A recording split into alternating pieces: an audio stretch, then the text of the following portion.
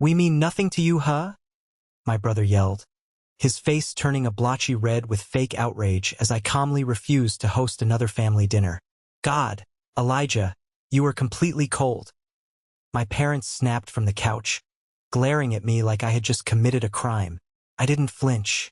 I just smiled, completely unfazed by their theatrics.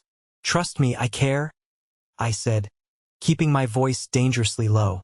Then, I reached into my pocket, placed my phone flat on the coffee table, and pressed play. My family's smug, entitled expressions cracked like cheap glass as their own voices filled the room, exposing the ugly, calculated truth they thought I never knew about. Before I tell you about the satisfying, dramatic end to this mess, let me know where you are watching from in the comments below. The living room of my home felt suffocating, as though the oxygen had been slowly siphoned out of the space over the last hour. The air was thick, heavy with the sharp, artificial scent of pine needles from the towering Christmas tree in the corner, and the bitter, unspoken tension radiating from the three people sitting across from me. My brother, Matthew, stood near the brick fireplace. He was 35, 3 years older than me, but in that moment, he looked exactly like a petulant child who had just been told he couldn't have a toy he felt entitled to. His jaw was clenched so tightly I could see the muscles feathering beneath his skin, and his hands were curled into tight, aggressive fists at his sides. He had perfected this look over the years, the wounded, righteous victim who was somehow always being wronged by everyone else's boundaries. You are tearing this family apart, Matthew spat, his voice echoing off the hardwood floors and vibrating against the glass of the picture window. He ran a hand through his perfectly styled, expensive haircut, shaking his head in exaggerated disbelief. Over what, Elijah? Because you don't feel like cooking a turkey? Because you want to be selfish and sit around doing nothing while the rest of us actually try to maintain some traditions? My mother, Catherine, sat perched on the very edge of the tufted velvet sofa, her posture rigid and unforgiving. She wore her usual expression of deep, aristocratic disappointment. It was the exact same look she gave teenage cashiers who were too slow at the grocery store, or waiters who dared to bring her the wrong vintage of wine at a restaurant. I raised you better than this, Elijah, she said, her voice dropping to that lethal, quiet tone she used when she wanted a verbal strike to truly draw blood. Family makes sacrifices. Family shows up when it matters. But you just quit. You throw a tantrum and walk away from your responsibilities like a petulant child. It is honestly pathetic to watch. You are cold. Ice cold. Next to her sat my father, David. He didn't look at me. He never did when things got ugly. He just stared down at his expensive leather loafers, letting out a long, heavy sigh that seemed to carry the weight of the world, though he never actually lifted a finger to help carry it. He shifted his weight, crossing his arms over his chest, offering the silent, passive agreement that had empowered my mother and brother for my entire adult life. He was the anchor of their toxicity, never throwing a punch himself, but always holding me down so they could land theirs without consequence. I stood there, leaning casually against the doorframe leading into the hallway, my arms crossed lightly over my chest. My pulse was steady. It was a strange, almost intoxicating feeling. For the first time in my 32 years on this earth, my hands were not shaking in their presence. I didn't feel the desperate, clawing need to explain myself. I didn't feel the overwhelming urge to apologize, to smooth things over, to beg for their understanding so the yelling would stop. That version of Elijah was dead. They had killed him, slowly, methodically, over a decade of ungrateful dinners, endless criticisms, and calculated insults. So that is your final word? Matthew demanded, taking an aggressive step toward me. He puffed out his chest, trying to use his height advantage to intimidate me, a tactic that had worked wonders when we were teenagers. You are just going to abandon us on the holidays?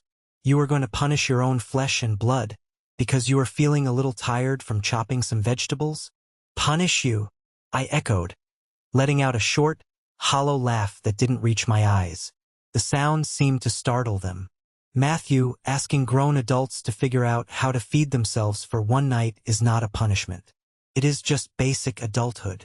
Catherine gasped, pressing a hand to her pearl necklace in a display of theatrical shock. Do not speak to your brother that way. He works incredibly hard. He has a very demanding corporate job. You know he does not have the time to organize these elaborate things. You have the house for it. You have the culinary skill. It is your role, Elijah. It is the least you can do.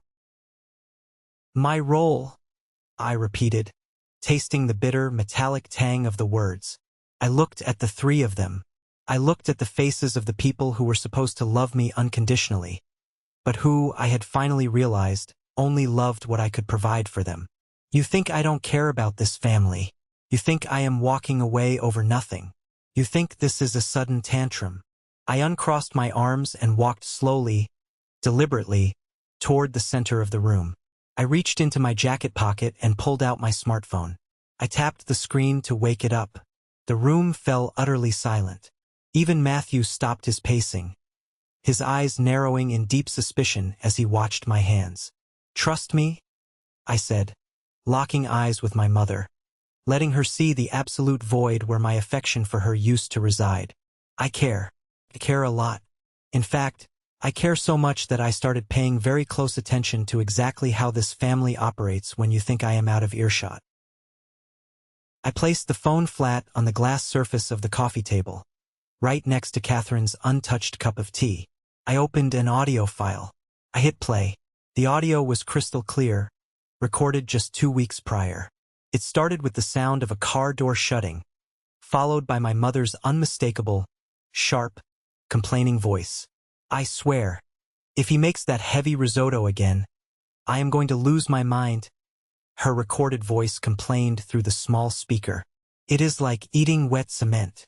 In the living room, Catherine's face instantly lost all its color. Her mouth dropped open, a sharp intake of breath hitching in her throat as she recognized her own malicious tone.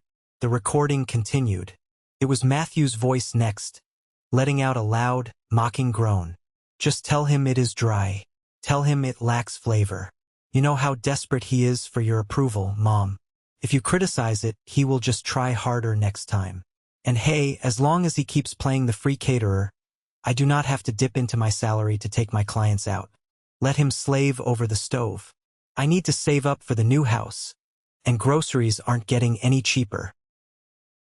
Then the final, devastating blow. My father's voice, a careless, low murmur that carried the ultimate betrayal. Just let him do it, Catherine. Keeps him busy. Keeps him quiet. Do not rock the boat if the ride is completely free. I let the recording play out to the very end, letting the silence that followed stretch and expand until it filled every single corner of the room. It was quieter than a funeral in that house. I looked down at them, drinking in the sight of their shattered illusions. Matthew looked like he had been struck by a physical blow to the stomach. His mouth was opening and closing, but no words came out. His face, previously red with anger, was now pale, coated in a thin sheen of absolute shock. Catherine's eyes were darting wildly around the room, panicking, as if looking for an escape route from her own words. She gripped the armrest of the sofa so tightly her knuckles turned completely white. David finally looked up, his eyes wide, his expression a mixture of profound guilt and sheer panic. The power dynamic in the room shattered into a million unrecoverable pieces. The invisible chains they had wrapped around my neck for years simply dissolved into thin air. I picked up my phone, slipped it back into my pocket, and looked at the people who shared my blood. If they wanted to know why I had become so cold, if they wanted to understand how we got to this exact moment of total destruction, they needed to remember where it all started. Because this explosion was not sudden. It was a slow burn, a fuse that had been lit 10 long, exhausting years ago. 10 years ago, my life looked vastly different. I was 22 years old, fresh out of culinary school, full of naive optimism, and incredibly eager to prove myself to the world. But mostly, I wanted to prove myself to my family. I had just scraped together enough money for the down payment on my first home, a small, charming little place nestled in the mountains of Asheville.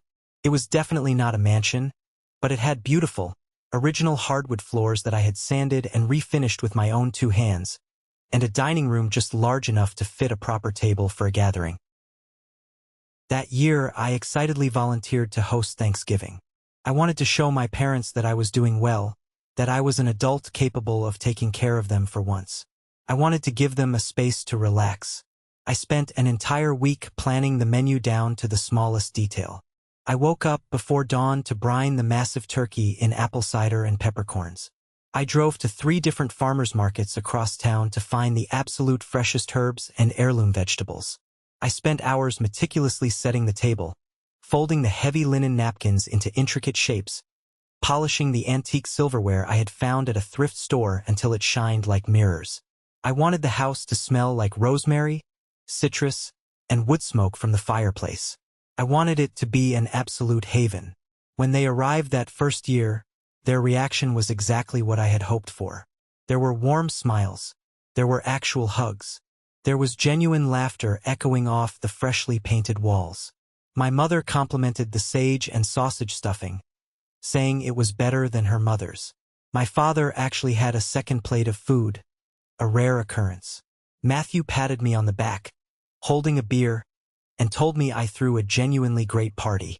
For a brief, fleeting moment, sitting at the head of that table, I felt like the glue holding our family together. I felt seen. I felt loved. I felt like I finally had a secure place in their hearts. But looking back with the clarity of hindsight, that Thanksgiving was the bait.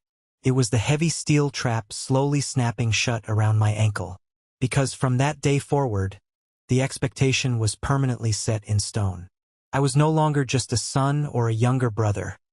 I became the family venue. I became the free event planner, the unpaid executive chef, the live-in maid for every single occasion on the calendar. It snowballed with terrifying speed. Thanksgiving led directly to Christmas. Christmas led to Easter brunch.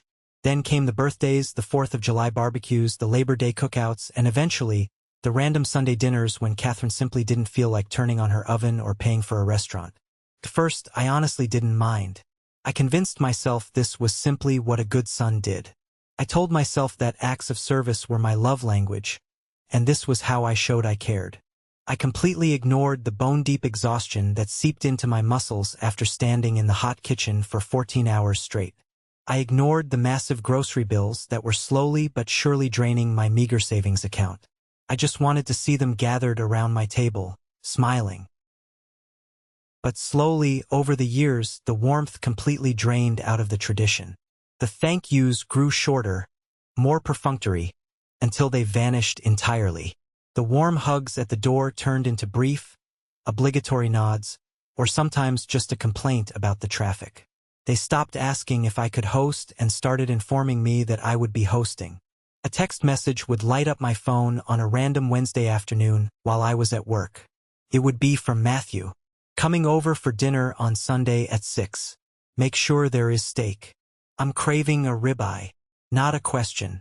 Not a polite request. Just a directive, as if I were a short-order cook waiting on his command. When Sunday arrived, Matthew would walk through my front door, drop his heavy coat on my favorite armchair, and head straight to the couch to turn on whatever sports game was playing. He never offered to chop a vegetable.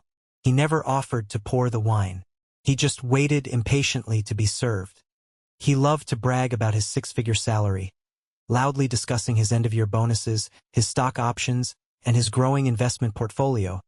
Yet he never once offered to chip in a single dollar for the massive, expensive prime rib I was roasting in the kitchen. He claimed he was saving every penny for his future kids' college fund, so his money was strictly off-limits. My money, apparently, was public domain. My mother, Catherine, evolved from a gracious guest into a harsh, relentless food critic. She would walk into my kitchen, her heels clicking aggressively on the tile floor, and immediately start lifting the lids off my simmering pots, releasing the steam into the air. She would sniff the sauces, wrinkle her nose in disgust, and shake her head mournfully. "You used regular butter for this?" she would ask, her tone dripping with intense disappointment, as if I had poisoned the food. "Elijah, you know we are trying to eat cleaner. You really need to be more considerate of our cardiovascular health. This is just irresponsible. She commanded the room like a wealthy matriarch dividing up a massive inheritance. If I made a rich, creamy seafood chowder, she complained it completely lacked refinement and sat too heavy in her stomach. If I baked crusty, artisan sourdough bread from scratch, she sighed loudly, remarking that my grandmother's bread had been much softer and easier to chew. Nothing was ever right. The goalposts were constantly moving, ensuring I could never actually win. The worst incident, the one that truly cemented her cruelty in my mind, happened during a random dinner in late October. I had spent 5 agonizing hours making a complex, slow-cooked butternut squash and sage risotto. It required constant stirring, constant attention, and perfect timing.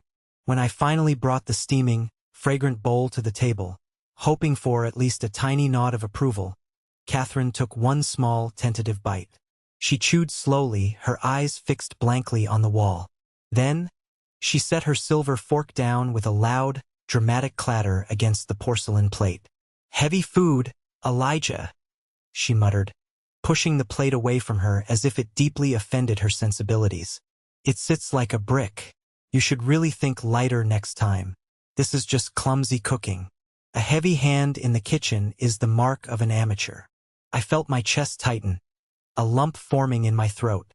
I looked across the table at Matthew, desperately hoping he might defend me, just once. Instead, Matthew just laughed around a massive mouthful of the risotto. "Yeah, bro, I am going to need a lawyer to defend my diet if you keep feeding us this heavy stuff. There's too much calories. Keep it light next time." I looked at my father.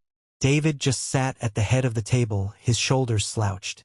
He took another bite of the risotto, chewing quietly. He heard every single insult.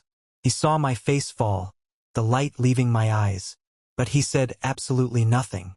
He just shrugged, looking down at his plate, confirming that my feelings were completely irrelevant. His silence was a thick, suffocating blanket that wrapped tightly around my throat. Things escalated to an entirely new level of disrespect when Matthew realized my dinners could actually benefit him professionally. Without asking me, without even a warning text message, the doorbell rang one Sunday evening. I opened it to find Matthew standing on my porch with 3 strange men dressed in expensive, tailored suits. "Hey man," Matthew said casually, brushing right past me into the hallway. "Brought some guys from the firm. Samuel here is a huge fan of barbecue, so I told him my little brother makes the absolute best ribs in town. Thought we'd do a little networking."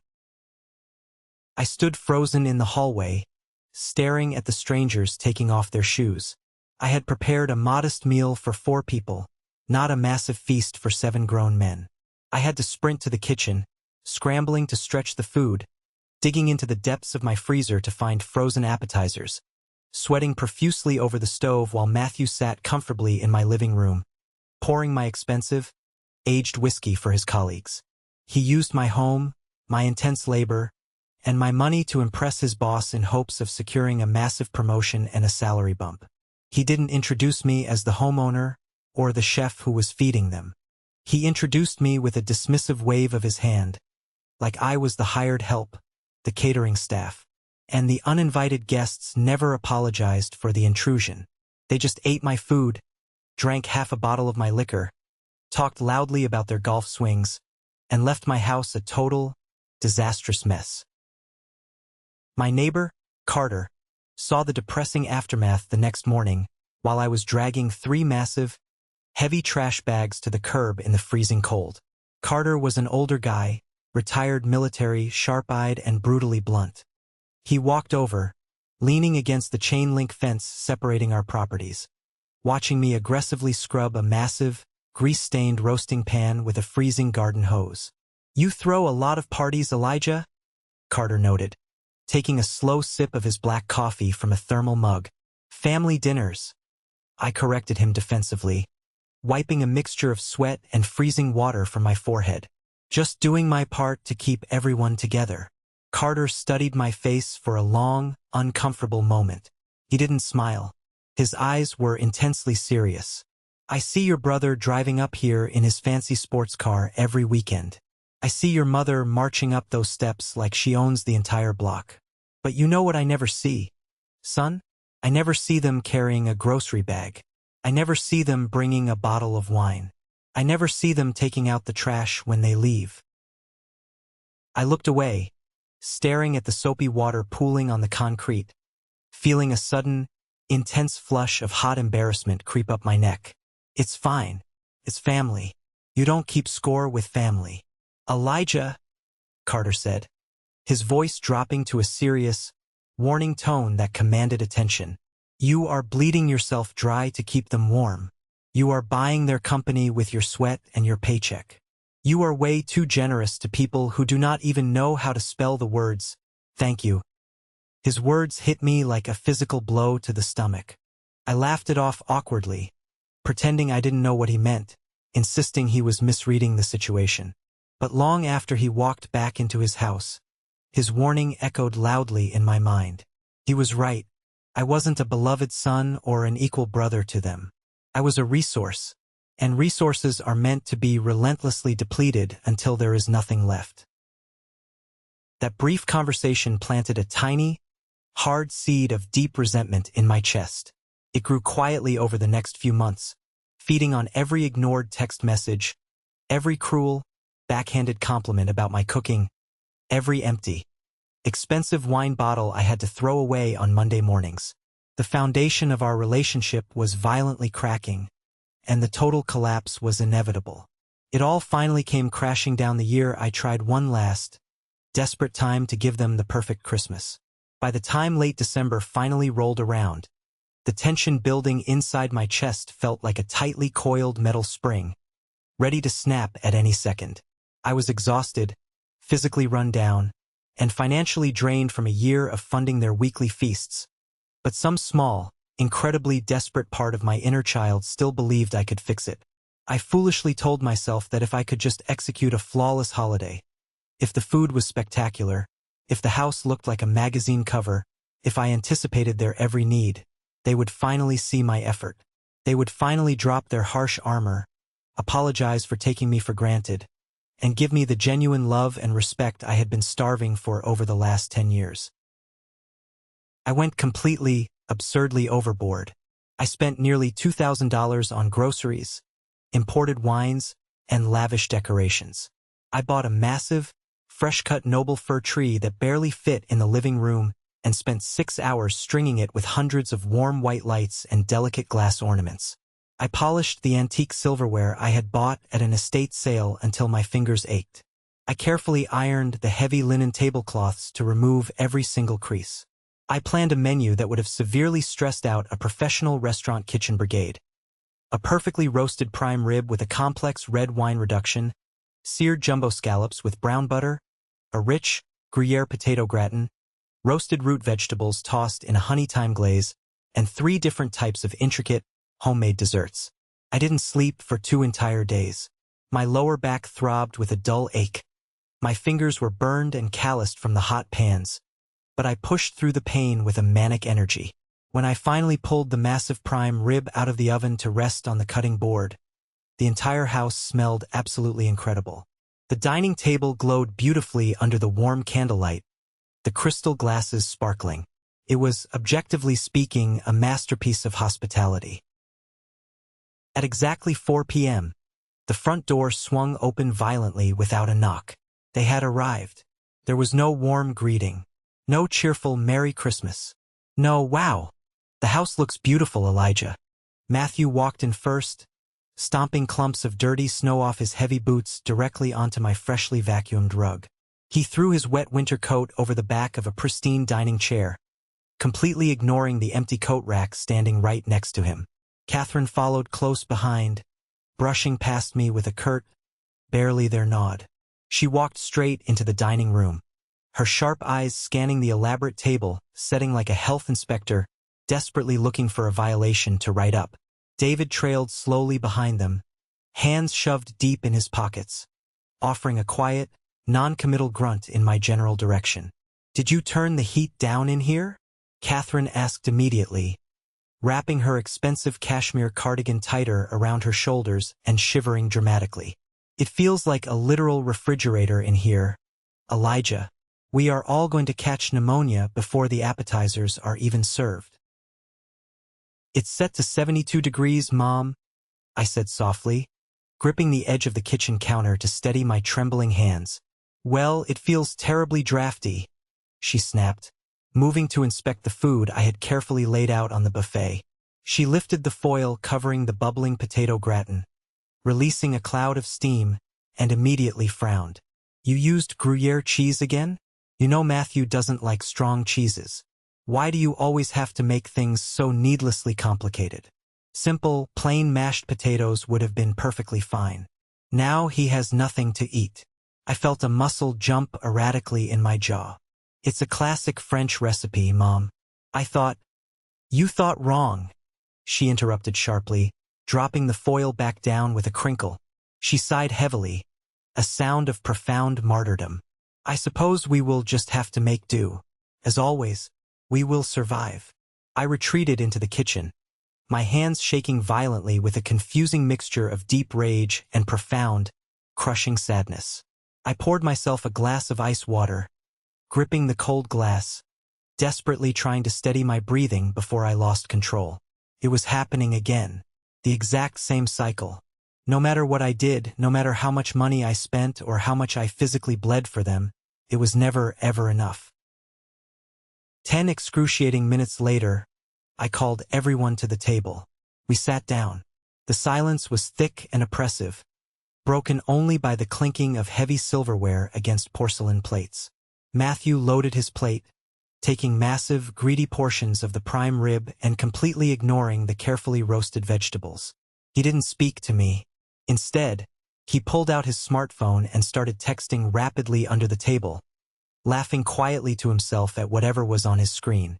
Matthew, please put the phone away, I said, trying to keep my voice even and calm. It's Christmas dinner. Can we just be present for an hour? Matthew rolled his eyes dramatically, tossing the phone onto the linen tablecloth with a thud. Relax, Elijah. It's just Dylan. He was asking how the royal banquet was going and if I survived the appetizers. Dylan was a guy I had known since my freshman year of college. We weren't absolute best friends, but we hung out occasionally, grabbing beers after work. I had invited him over for drinks later that evening. Oh, Catherine chimed in, suddenly interested, taking a tiny, delicate bite of the prime rib. And what exactly did you tell him? Matthew let out a short, incredibly cruel laugh. I told him the food was decent, but the atmosphere was as tense as a messy divorce settlement. Honestly, Elijah, you always look so stressed out and miserable when you host. It ruins the vibe for everyone else. You need to lighten up and stop taking yourself so seriously. I stared at him, my vision actually blurring slightly at the edges. I look stressed because I have been cooking for 2 days straight, entirely alone, while you walk in here and do absolutely nothing but complain. Matthew scoffed loudly, waving his fork at me. Hey, nobody asked you to go crazy, man. You chose to make all this fancy crap to show off. Do not sit there and play the bleeding martyr just because you won a medal for boiling some potatoes. My father finally cleared his throat, staring fixedly at his water glass, desperate to avoid eye contact. Boys, let's just eat. Don't start this tonight. Not on Christmas. The rest of the dinner was a horrifying blur of passive-aggressive comments, subtle digs, and suffocating tension. I barely touched my own food. The expensive prime rib tasted like dry ash in my mouth. Then came the final blow, the moment that cleanly snapped the camel's back, breaking 10 years of conditioning in a single instant. It was time for dessert.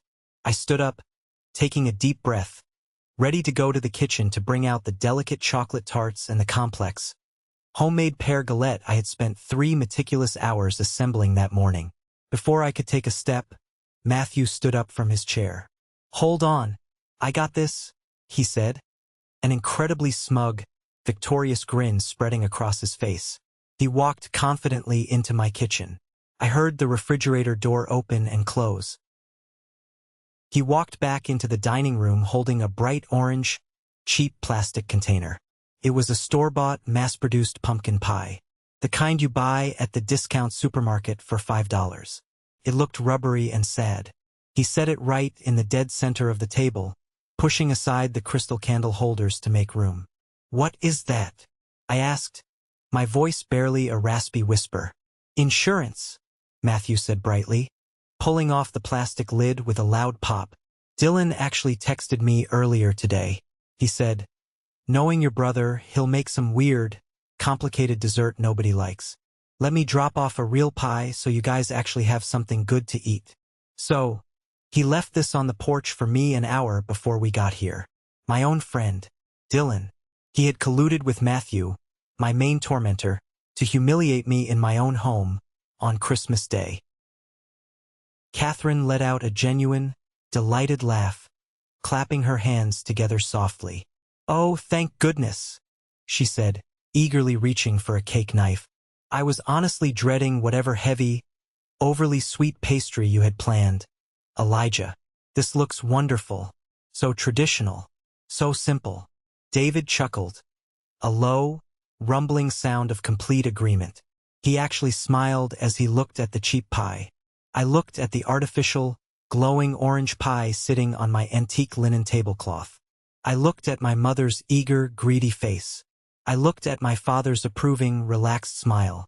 I looked at Matthew, who was staring directly at me with a look of absolute, victorious defiance, reveling in his ability to crush me. Something inside my chest finally gave way. It wasn't a loud, dramatic explosion. It was a quiet, clean, irreversible break. The desperate need for their approval, the endless, exhausting well of patience I had drawn from for 10 years, the desire to be a good son. It all evaporated into the air in a single, defining second. I felt a cold, absolute clarity wash over my brain, sharp and incredibly focusing. I didn't yell. I didn't cry. I didn't throw anything. I slowly reached behind my back and untied the knot of my apron. I pulled it over my head, folded it neatly, and placed it on the back of my chair. "Elijah?" Catherine asked, pausing with the pie knife hovering in the air, sensing the sudden, dangerous shift in the atmosphere. "What are you doing?" I didn't answer her. I turned my back to the table, walked out of the dining room, and stepped into the living room. I walked straight over to the massive, glowing Christmas tree I had spent hours decorating. I reached down to the wall outlet, grabbed the thick green cord, and violently yanked it out of the socket. The hundreds of lights died instantly, plunging that side of the room into dark, heavy shadows. In the dining room, forks paused in midair. The silence was absolute, deafening. I walked back to the doorway. I looked at the three of them sitting at my carefully curated table, eating the food I bought with my hard-earned salary, sitting in the house I paid the mortgage for. "I am done," I said. My voice was eerily calm. It didn't shake. It carried the chilling weight of absolute finality. "I am absolutely, completely done. I am never hosting another holiday. I am never cooking another meal for you. Not for Thanksgiving, not for Christmas, not for a random Sunday. Ever again." Matthew blinked rapidly, his smugness faltering for a fraction of a second as he realized I wasn't joking. "Bro, are you seriously throwing a massive fit over a cheap pie? Grow up." "It's not about the pie, Matthew," I said, locking eyes with him, letting him see the utter contempt I now held for him. "It is about the fact that you are a parasite. All three of you are parasites." Catherine gasped loudly, dropping the knife. It clattered sharply against the table. "How dare you speak to us that way? I am your mother. Get out of my house," I said smoothly, my voice devoid of any emotion. I walked to the front hallway closet, pulled out my heavy wool winter coat, and slid my arms into the sleeves. I grabbed my car keys from the ceramic bowl by the door. "Elijah, stop being so dramatic," David finally spoke up, his voice tinged with genuine panic as he realized I was actually leaving them there. "Where are you going? You can't just leave your own party." "Dinner is on the table," I said, pulling open the heavy front door. The freezing, biting night air swept into the warm hallway, stinging my cheeks. "Clean up when you leave. Make sure the deadbolt locks behind you." I stepped out onto the snowy porch, pulled the door shut behind me with a solid thud, and walked down the driveway to my car. I didn't look back. I didn't care if they screamed at the closed door. I didn't care if they cried fake tears. As I started the engine, turned up the heater, and drove away from my own house on Christmas night, the only thing I felt was the incredibly light, beautiful sensation of oxygen filling my lungs for the first time in a decade. I drove aimlessly around the empty, snow-dusted streets of Asheville for over an hour. The town was eerily quiet, the windows of houses glowing with warm, golden light, families gathered inside opening presents, laughing, or maybe arguing over board games. But they were together. I ended up pulling into the parking lot of a brightly lit, 24-hour diner on the edge of the interstate. I walked in, the bell chiming loudly, and sat down in a cracked vinyl booth in the back corner. I ordered a simple cup of black coffee from the tired waitress and stared out the window into the dark, freezing parking lot. My phone started vibrating violently in my pocket almost immediately. I pulled it out and watched the screen light up with a frantic barrage of text messages. Matthew, you are acting like a total psycho. Come back here right now. Catherine, you have completely ruined Christmas. Your father is incredibly upset. I hope you are happy with yourself, you selfish boy. Matthew, we are leaving. I am not cleaning your massive disaster of a kitchen. You owe Mom a massive apology tomorrow. David, son, please. This is getting totally out of hand. Let's talk like men. I sat there, watching the notifications stack up rapidly on the screen. The old Elijah, the one who existed just hours ago, would have felt a crushing, agonizing weight of guilt. He would have paid the diner tab, rushed home in a panic, scrubbed the kitchen spotless while crying, and sent a long, groveling apology text by morning, begging for forgiveness he didn't even need. Instead, I looked at the texts, felt absolutely nothing but mild disgust, picked up the phone, powered it completely down, and shoved it deep into my coat pocket. I took a slow sip of the bitter, burnt diner coffee. It honestly tasted better than the expensive prime rib I had slaved over. The silence that followed in the weeks immediately after Christmas was not peaceful at first. It was loud, heavy, and pregnant with tension. It was a standoff. My family was waiting for me to crack. They were holding their breath, waiting for the inevitable apology, the desperate plea for reconciliation. January passed by in a blur of freezing rain. February arrived with gray skies. I didn't reach out once. I ignored their occasional passive-aggressive text messages completely. I didn't block their numbers. I just let their words sit unread on my screen, effectively stripping them of all their manipulative power. Without the constant, exhausting drain of their demands and criticisms, my life transformed in ways I couldn't have imagined. I suddenly had free time on the weekends to do whatever I wanted. I saved a massive amount of money. My grocery bill plummeted from astronomical to completely reasonable. I started hiking the mountain trails again. I started reading books for pleasure. For the first time in years, I started sleeping through the night. Then came Easter Sunday, the true ultimate test of their forced independence. For 10 straight years, Easter had been a massive, chaotic brunch hosted at my house. I would prepare glazed ham, 3 types of quiches, fresh pastries from scratch, and bottomless mimosas. This year, they had to completely fend for themselves. I didn't attend, of course. I spent Easter Sunday fishing on the lake with Carter, my neighbor, enjoying the quiet morning mist and the simple act of casting a line. But in a town like ours, word travels incredibly fast. I heard all about the absolute disaster through the family grapevine. A cousin of mine called me a few days later, laughing so hard into the phone she could barely catch her breath. Apparently, Matthew, desperately trying to prove to Catherine that he didn't need me and that he was the superior son, had aggressively volunteered to host Easter at his expensive, pristine, sterile apartment. He invited the entire extended family, eager to show off his new leather furniture and his massive television. But Matthew didn't know the first thing about cooking. He didn't know how to time a meal, how to season meat, or how to handle the stress of hosting 15 people. He bought a massive, expensive ham but completely forgot to read the instructions on how long to heat it. panicking when people arrived. He cranked the oven to 450 degrees trying to rush the process, burning the outside to a dry, black crisp while the inside remained ice-cold and raw. He tried to make a simple potato salad but didn't boil the potatoes nearly long enough, leaving them crunchy and inedible. According to my cousin, Catherine completely lost her mind.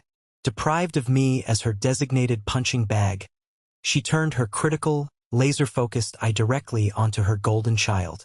She loudly, ruthlessly berated Matthew in front of aunts, uncles, and his own friends. She told him the food was disgusting and inedible. She complained about the dust on his baseboards. She humiliated him the exact same way she used to humiliate me. Matthew, who possessed a fragile ego and was completely unable to handle even mild criticism, snapped back viciously. He yelled at Catherine, blaming her for not helping him in the kitchen.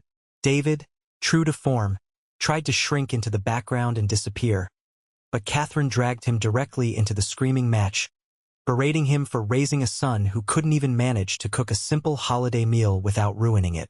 The perfect facade crumbled to dust. The flawless family image they projected to the world completely collapsed the moment I was no longer there to serve as the foundation holding them up, and the lightning rod absorbing all their toxic energy.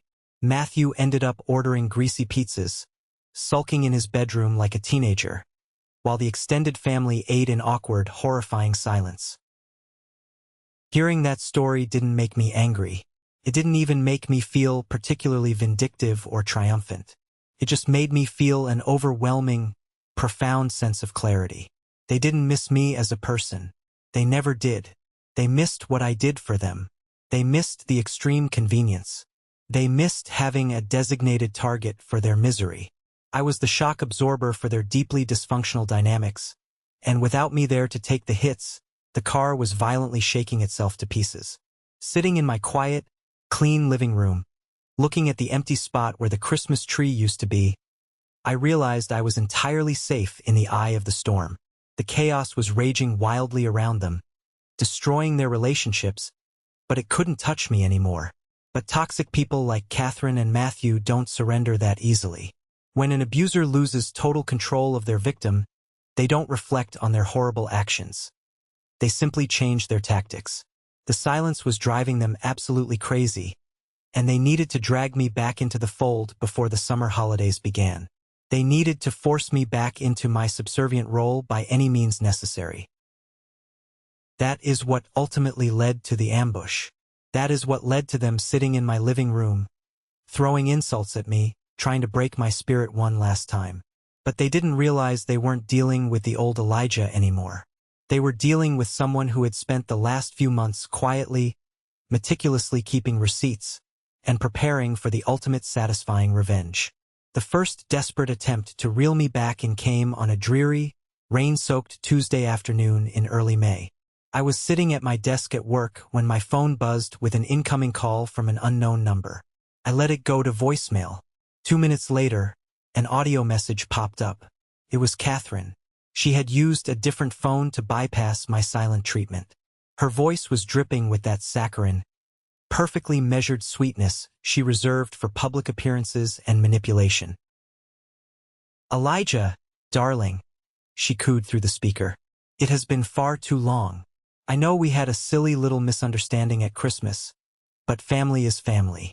I am sitting at that lovely little French cafe downtown, the one with the wonderful croissants you like. Please come down. I bought you a coffee. Let us just talk and put this behind us." A silly little misunderstanding. That is what she called a decade of financial and emotional exploitation. I initially wanted to delete the message and block the number, but a quiet, calculating voice in my head told me to go. I needed to see exactly what her game was. I needed to look her in the eye one last time to ensure the guilt was truly gone. Before I left my office, I opened the voice memo app on my phone and made sure it was running. I slipped the phone into the breast pocket of my jacket. The cafe was warm and smelled heavily of roasted espresso and butter. Catherine was sitting in a plush corner booth, wearing a tailored trench coat, stirring a porcelain cup of Earl Grey tea with slow, practiced grace. When she saw me, Her lips stretched into a wide, entirely lifeless smile. "Oh, sweet boy," she said, reaching across the small marble table to pat my hand. I pulled my hand back before she could make contact. Her smile faltered, her eyes flashing with a brief spark of irritation before she smoothed her features back into a mask of maternal concern. "Cut the act, Mom," I said, keeping my voice low and steady as I sat across from her. "What do you want? I have a job to get back to." She sighed, a dramatic, breathy sound. "You are so defensive, Elijah. You are acting like a bitter ex-husband in a messy divorce over a few burnt potatoes. It is beneath you. I asked you here because I want to extend an olive branch. Summer is approaching. We have the 4th of July coming up, and your father's birthday is in August. The family needs to gather." "And you need a caterer," I replied bluntly. "I need my son," she countered, leaning forward. "Elijah, you have had your little break. You threw your tantrum and we gave you space. But you have to understand that family means sacrifice. You have a beautiful house. You have a gift for cooking. God gave you that talent so you could serve your loved ones. Refusing to use it is just selfish. Do you really want to be remembered as the son who abandoned his parents?" I stared at her, feeling a cold knot of absolute disgust tighten in my stomach. She truly believed her own lies. She believed I existed solely to be consumed by her and Matthew. "I sacrificed for 10 years, I said, my voice barely above a whisper. "I cooked, I cleaned, I paid for everything. And all I got in return were insults and uninvited guests. I am not hosting anymore. You can hire a caterer with that massive inheritance you always brag about getting from Grandpa." Catherine's eyes narrowed into tiny, furious slits. The motherly facade dropped completely, revealing the venomous predator underneath. "You ungrateful little brat," she hissed, her voice trembling with genuine rage. "You think you are so special because you can roast a piece of meat? You are nothing without this family. You have no wife, no kids, nothing but an empty house. We gave you a purpose. If you walk away from us, you will die completely alone, and nobody will even notice.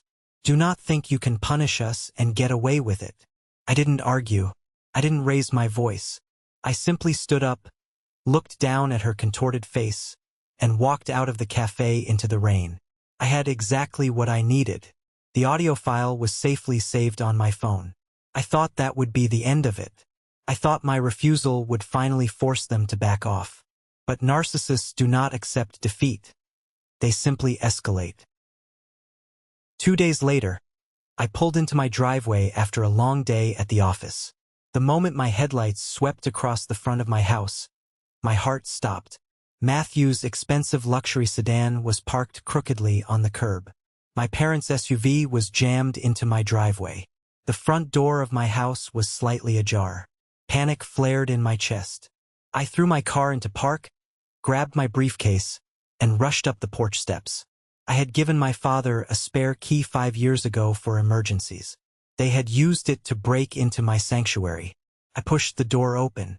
That brings us right back to the moment I described at the very beginning of this story.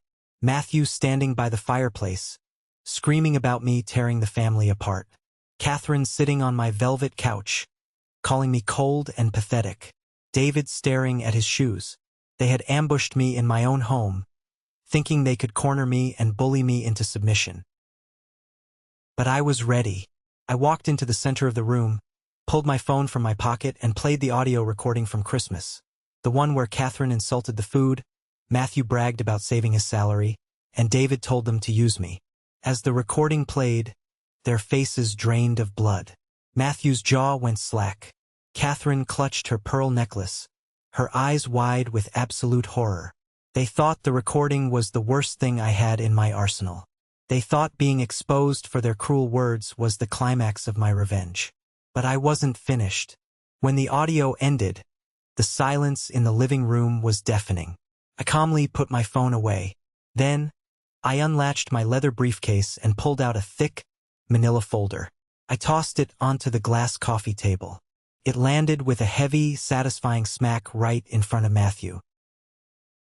"What is that?" Matthew stammered, his voice suddenly lacking all its previous bravado. That, I said, pointing at the folder, is a detailed compilation of receipts, dates, and photographic evidence. You see, Matthew, after Christmas, I had a lot of free time.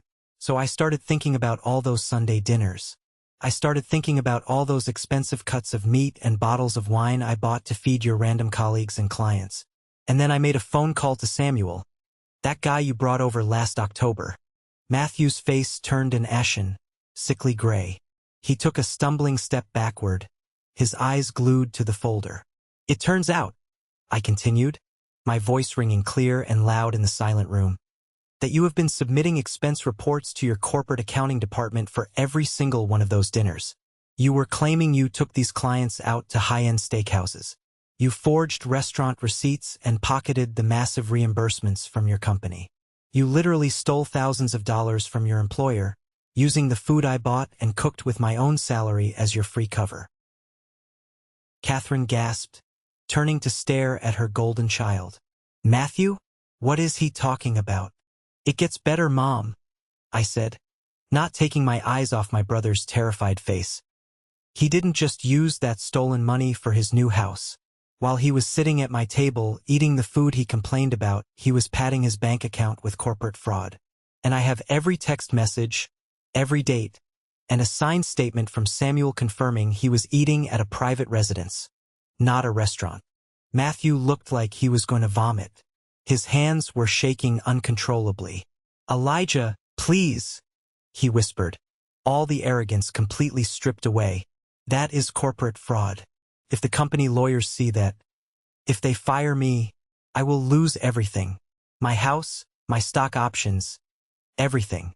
You should have thought about that before you called me a parasite in my own home, I said coldly. I looked at my parents.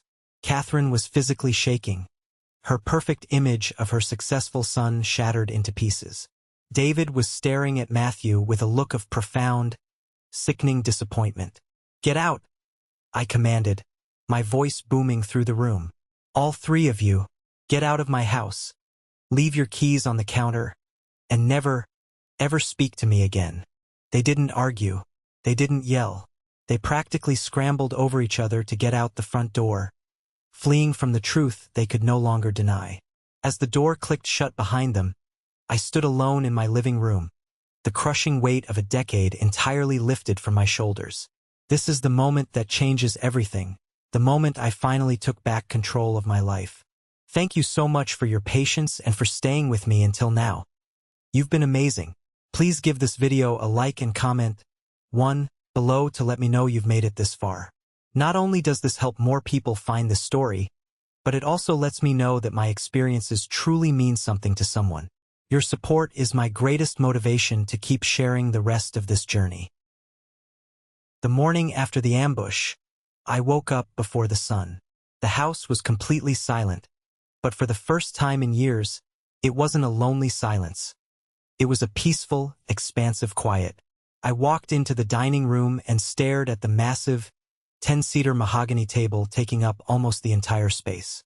It was a beautiful piece of furniture, but to me it was a monument to my own subjugation. It was the altar where I had sacrificed my time, my money, and my self-worth. I didn't want it in my house anymore. I took out my phone, snapped a few pictures, and listed the table, along with the matching buffet and all the extra dining chairs, on a local community marketplace app for a fraction of its actual value. Within an hour, I had a buyer. That afternoon, a young woman named Chloe arrived with a rented moving truck and two of her friends. She was bright-eyed, energetic, and newly engaged.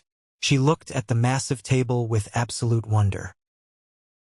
"It is gorgeous," she breathed, running her hand over the polished wood. "My fiancé and I are hosting our very first Thanksgiving this year, and we have a huge, blended family coming. We couldn't afford anything this nice brand new. Why are you selling it?" I smiled, feeling a genuine warmth spread through my chest. "It held a lot of people for a long time," I told her honestly. "But my gatherings are going to be a lot smaller from now on. I want it to go to a home that actually appreciates the people sitting around it. Watching them carry that massive, heavy table out of my front door was a profound physical release. With every inch it moved over the threshold, a corresponding weight lifted off my lungs. I followed them out, helped them load it into the truck, and waved goodbye. When I walked back inside, the dining room echoed. It was empty. It was a blank canvas. I immediately called a locksmith and had every single lock on my exterior doors changed. The fortress was finally secure. While I was completely purging my house of their memory, the storm I had unleashed was actively destroying their carefully constructed world. I didn't actually send the folder of evidence to Matthew's corporate HR department. I didn't need to. Matthew's paranoia did the job for me. Terrified that the company lawyers were already investigating him, Matthew started frantically trying to cover his tracks at work. He deleted files, altered expense reports retroactively, and acted so incredibly erratic that his boss became suspicious. They launched an internal audit within the week. When they discovered the discrepancies and the sheer volume of his fraudulent meal expenses, the fallout was instantaneous and brutal. Matthew wasn't just fired. He was escorted out of the building by security in front of his entire department. The company threatened criminal charges if he didn't immediately repay the thousands of dollars he had stolen. Suddenly, the golden child with the six-figure salary was unemployed, facing massive corporate debt, and completely unhireable in his industry. The new luxury house he was building, he had to pull out of the contract, losing his massive deposit. Catherine, meanwhile, tried to control the narrative.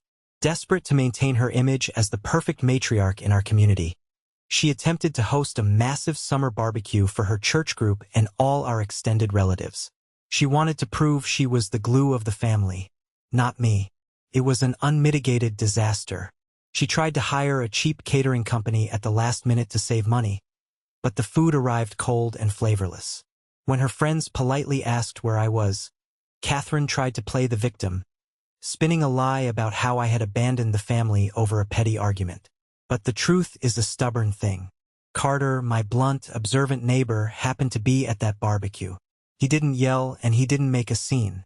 He just sat on a lawn chair, sipping a beer, and loudly recounted the exact conversation he had with me about my family treating me like an unpaid servant. He told everyone how they never lifted a finger, how they complained about free food, and how Matthew had been using my house for his corporate scam. The gossip spread like wildfire. In a community that values hard work and family loyalty, exploiting your own son for free labor and corporate fraud was the ultimate social sin. Catherine and David found themselves suddenly isolated. The phone stopped ringing. The invitations to dinner parties completely dried up. When Catherine walked through the grocery store, people avoided eye contact and whispered behind her back. The social humiliation was a punishment far worse than anything I could have ever inflicted on her myself. She worshipped status, and her status was entirely obliterated. The heavy, crushing judgment of the community had finally fallen squarely on the people who deserved it. 6 months passed. The blazing heat of summer faded into the crisp, beautiful chill of autumn. The leaves in the Asheville Mountains turned brilliant shades of gold and crimson. My life had settled into a rhythm so peaceful and fulfilling, it almost felt like a dream. I had replaced the massive dining table with a small, beautiful round oak table that comfortably seated 4 people. It sat directly in the center of the room under a warm pendant light. On a chilly Friday evening in November, that small table was perfectly set. The air smelled of roasting garlic, fresh thyme, and baking bread. I was hosting dinner, but this time it was entirely on my own terms. Carter sat to my right, laughing heartily as he poured a deep red wine into our glasses. Chloe, the young woman who had bought my old table, sat across from me with her new husband. We had kept in touch after the sale, bonding over our shared love of cooking. The dinner was simple, a rustic chicken stew with root vegetables and a crusty baguette. But it was prepared with absolute joy. There were no complaints about the food being too heavy. There were no passive-aggressive sighs. There were no uninvited guests crashing the evening. There was just genuine conversation, loud laughter, and a deep, abiding respect for the effort I had put into the meal. As I looked around that small table, Listening to the clinking of glasses and the warmth of real friendship, I realized that my home finally reflected who I was. Joy had taken the permanent seat that duty and obligation had occupied for a decade. The universe has a funny way of rewarding you when you finally stand up for your own worth. A few weeks later, I volunteered to run the kitchen for a local charity gala aimed at raising funds for a children's hospital. I spent 3 days prepping a massive menu, pouring all the culinary passion I had rediscovered into the food. During the event, a man in a sharp suit walked into the bustling kitchen. He had a stern face and intensely observing eyes. It was Gabriel, the executive chef and owner of 3 of the most prestigious, high-end restaurants in the state. I recognized him immediately from magazines. He walked directly up to my prep station, picked up a tasting spoon, and sampled the complex, dark cherry reduction I was finishing for the duck dish. He closed his eyes, tasting it slowly. My heart pounded against my ribs. He opened his eyes and looked at me. "Who taught you how to balance acid and fat like this?" he asked, his voice rough. "I taught myself mostly," I replied, wiping my hands on my apron. "Trial and error in my home kitchen." Chef Gabriel nodded slowly, a small smile playing on his lips. "You have an incredible palate, son. This is exceptional work. I am opening a new, intimate farm-to-table concept downtown next spring. I need a head chef who understands flavor over flash. I want you to come to my office on Monday. Let's talk about a real salary and a creative partnership." I stood there, stunned. For 10 years, my own mother told me my cooking was clumsy and heavy. My brother treated me like a cheap diner cook. And here was one of the best chefs in the region, validating my talent and offering me the opportunity of a lifetime. I accepted the job the very next day. I was thriving. My career was launching, my friendships were deep, and my bank account was growing. But karma, it seems, always has one final act to play. It happened 2 nights before Thanksgiving. The air outside was freezing, threatening snow. I was sitting in my living room, reading a book by the fire, when the heavy, frantic pounding started at my front door. I frowned, setting my book down. I didn't recognize the desperate rhythm of the knock. I walked to the door, flipped on the porch light, and looked through the peephole. It was Matthew. He looked absolutely terrible. He was thinner, his expensive haircut was shaggy and unkempt, and he was wearing a wrinkled coat. Standing right behind him, looking older and more defeated than I had ever seen him, was my father, David. I unlocked the deadbolt and pulled the door open, keeping the security chain firmly attached. The cold air rushed in. "Elijah," Matthew gasped, his breath pluming in the freezing air. His eyes were wide and frantic. "Thank God you are home. Let us in. Please, man, it is freezing." "The door stays closed, Matthew," I said evenly, crossing my arms. "What do you want?" Matthew's face crumpled, and to my absolute shock, genuine tears welled up in his eyes. The arrogance was completely gone, replaced by total desperation. "I need your help, Elijah. I am drowning. Since the company fired me, I haven't been able to find a job. The lawyers drained my savings. I maxed out my credit cards trying to keep up appearances, and the bank is foreclosing on my condo next week. I have nothing left. My college fund for my future kids? It's gone. It's all gone." He gripped the doorframe, his knuckles white. "Mom won't give me a dime. She says I embarrassed her. Please, Elijah, let me move into your guest room for a few months, just until I get back on my feet. I'll do anything. I'll clean the kitchen. I'll help you cook. Please, you are my brother." I looked at him. This was the man who had laughed while I suffered. This was the man who stole from his company and used me as his shield. He didn't want a brother. He wanted a financial buffer. He wanted a free hotel. Before I could answer, David stepped forward. He looked down at his shoes just like he always did, but then he slowly raised his head and looked me directly in the eye. "Elijah," my father said, his voice cracking with emotion. "I am sorry. I am so incredibly sorry. I sat there for 10 years and let them treat you like dirt because I was too much of a coward to stop it. I see that now. I see what we lost. Please, son, Help your brother. Be the bigger person. Do it for me. Hearing my father finally apologize, hearing him actually acknowledge his cowardice and the pain he allowed, sent a strange ripple through my chest. 10 years ago, an apology from David would have meant the world to me. It would have healed wounds and changed the course of my life. But looking at him now, standing on my freezing porch demanding I save the golden child who had tormented me, I realized something profound. An apology without changed behavior is just manipulation. He wasn't apologizing to heal my pain. He was apologizing to use me one last time to fix Matthew's mess, so he wouldn't have to deal with it himself. I appreciate the apology, Dad, I said, my voice incredibly calm. I really do, but it is 10 years too late. I looked back at Matthew, whose tears were spilling down his cheeks. You told me once that asking you to help around the house was a punishment, I said softly, locking eyes with my brother. Consider this your basic adulthood. Figure it out. I didn't wait for him to scream or beg.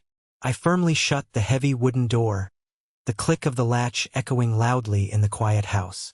I slid the deadbolt securely into place. I stood there for a moment, listening to Matthew sob on the porch, listening to David's heavy footsteps walking away.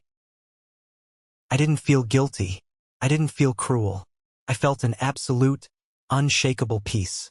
I turned off the porch light, walked back into my warm living room, and sat down by the fire to finish my book. A few weeks later, I stood alone by the edge of the French Broad River. The sun was dipping low over the mountains, painting the moving water in brilliant, fiery shades of gold and deep purple. The winter breeze was sharp, but my heavy coat kept me warm. I watched the water rush past the smooth stones, completely untethered, completely free. That was exactly how my chest felt. For the majority of my life, I believed a dangerous lie. I believed that family was a blood contract you could never break, no matter how much it damaged you. I believed that if I just loved them hard enough, if I sacrificed enough of my own happiness, I could eventually buy their respect. I spent a decade setting myself entirely on fire just to keep them warm, and they complained about the smell of the smoke. But walking away from that dining room table taught me the most valuable lesson of my life. Family is not defined by the people who share your last name, or the people who demand your loyalty because of a biological accident. True family is defined by the people who honor your boundaries. It is defined by the people who sit at your table and say, "Thank you," instead of "What's next?" Leaving a toxic environment does not make you cold. It does not make you selfish. Cutting off access to your energy when it is constantly abused is the ultimate act of self-respect. I had to become the villain in their heavily fabricated story so that I could finally become the hero in my own real life. And standing there by the river, breathing in the crisp air, I knew with absolute certainty that I would never, ever go back to the dark. Thank you for sticking around and listening to my story. I know it was a long journey, but it is one I needed to share. I hope this resonated with you in some way, especially if you are currently pouring your heart into people who take you for granted. Have you ever found yourself in a similar situation, giving everything you have to family members who never appreciate it? How did you finally draw the line? I would love to read your experiences down in the comments. And finally, for the amazing people who made it all the way to the very end of this video, I have a special request for you. I want to see who the real ones are. Go down to the comments right now and just drop the letter W. W stands for winner. It is the secret code for the 1% Club, the incredible group of you who have the attention span and the empathy to listen to a full story and truly connect. When I see that W, I will know exactly who you are, and I will know that you are a winner in your own life, taking back your own power. If my story helped you feel a little less alone today, please hit that like button, and don't forget to follow or subscribe so we can keep sharing these journeys together. Take care of yourselves, set your boundaries, and I will see you in the next one.